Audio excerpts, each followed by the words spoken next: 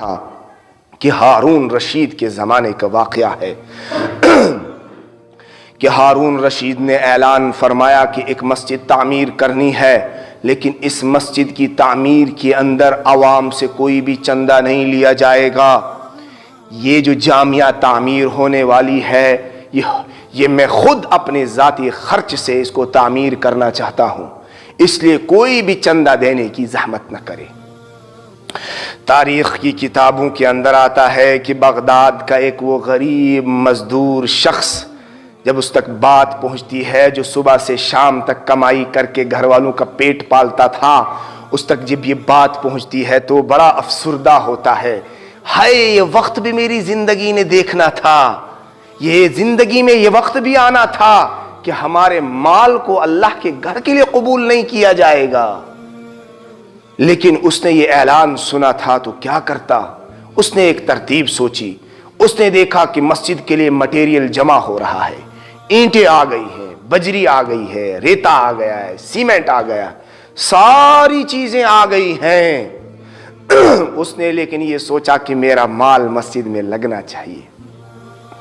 وہ رات کو اندھیرے کے اندر اٹھا اور 4-5 اینٹیں اٹھا کر بادشاہ کی ان اینٹوں میں ملا دی۔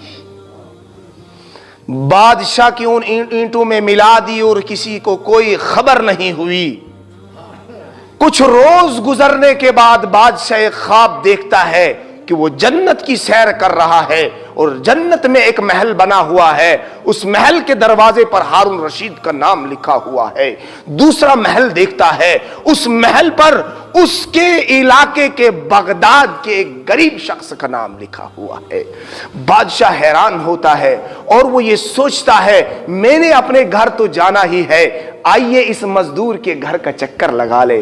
وہ اس گھر میں جانا چاہتا ہے لیکن وہاں کے داروغہ اس کو زیارت کرنے نہیں دیتے، اندر جانے نہیں دیتے۔ وہ وہاں سے واپس آ جاتا ہے اور اسی درمیان اس کی آنکھ کھل جاتی ہے۔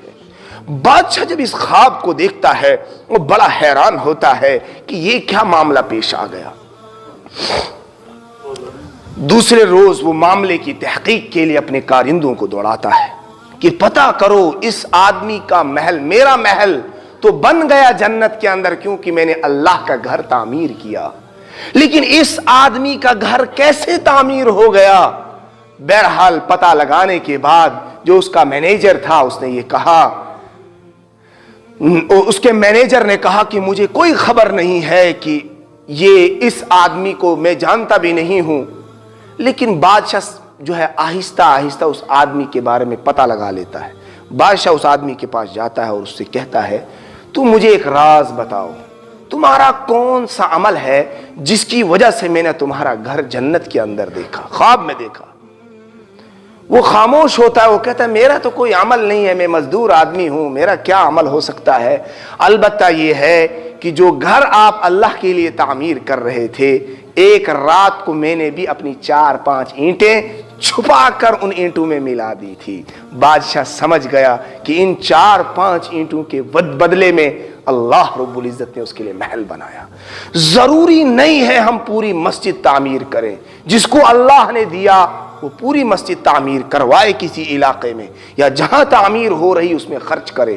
لیکن اگر کسی کے پاس 10 روپے ہیں، 1000 روپے ہیں، 10,000 روپے ہیں، 1,00,000 روپے ہے، جتنا اللہ نے دیا ہے، جتنا اللہ نے دیا ہے، لیکن کم سے کم اتنا کم نہ دیں کہ جتنا ہم اپنے بچے کو دیتے ہیں بچہ نہیں پکڑتا ہے، لیکن مسجد میں چلنے والی صندوقڑی کے اندر ہم چھپ چھپا کر وہ بھی ڈال دیتے ہیں جو ہم اپنے بچے کو دینا پسند نہیں کرتے۔ مجھے افسوس سے مسلمانوں سے یہ بات کہنی پڑ رہی ہے کہ ہم مسجد کے ڈبے میں 2-4 روپے ڈالتے ہیں، کیا ہمارا بچہ 2-4 روپے پکڑتا ہے؟